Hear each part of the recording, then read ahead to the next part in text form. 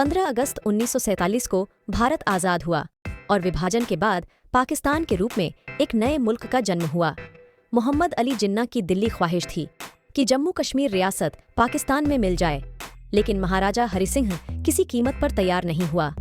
आखिरकार जिन्ना और पाकिस्तान सरकार ने एक खौफनाक साजिश रची। कबायली पठानों को पैसा और हथियार देकर जम्मू कश्मीर पर हमला करवा दिया। पाकिस्तान की तरफ से अचानक हुए इस हमले से महाराजा हक्का बक्का रह गए, क्योंकि उन्हें ऐसा अंदेशा नहीं था।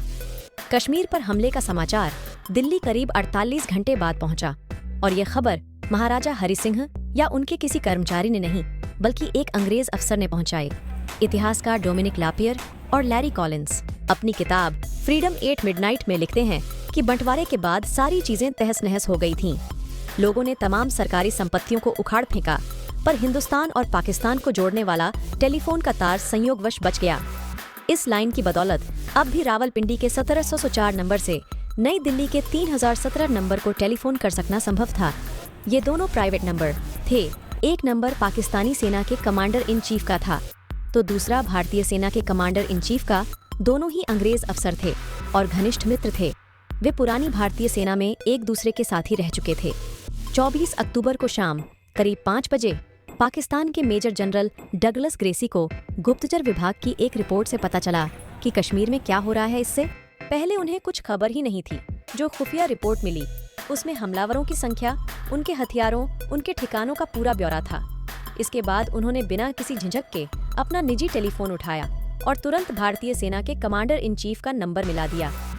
डोमिनिक लापियर और लैरी कॉलिंस लिखते हैं कि जिन्ना यह नहीं चाहते थे कि भारतीय कमांडर इन चीफ को कश्मीर पर हमले का समाचार मिले, क्योंकि वही ऐसे शख्स थे जो जम्मू कश्मीर को पाकिस्तान में जाने से बचा सकते थे।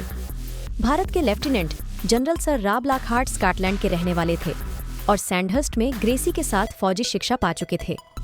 उन्होंने जब अपने पुराने मित्र से जम्मू कश्मीर पर हमले की खबर सुनी तो हक्का बक्का रह गए। सर रॉब लॉकहार्ट ने फौरन यह खबर 2 और आदमियों तक पहुंचाया।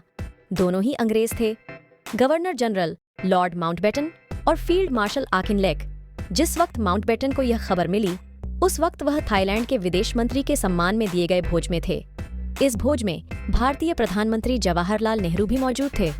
माउंटबेटन ने मेहमानों के जाने के बाद नेहरू से यह खबर साझा कि पंडित नेहरू का चेहरा गुस्से से लाल हो गया। अगले ही दिन सुबह सुबह रक्षा समिति की इमरजेंसी मीटिंग बुलाई गई। मीटिंग खत्म होते ही वीपी मेनन, भारतीय सेना के कर्नल सैम मानेकशॉ और वायुसेना के एक अफसर को एयरफोर्स के DC-3 विमान से श्रीनगर रवाना कर दिया गया। वीपी मेनन से मुलाकात में महाराजा हरि सिंह भारत में विलय को तैयार हो गए। अगर आप भी DRDO की इस तरह कामयाबी को देखना चाहते हो तो वीडियो को लाइक और चैनल को सब्सक्राइब करें। तीनों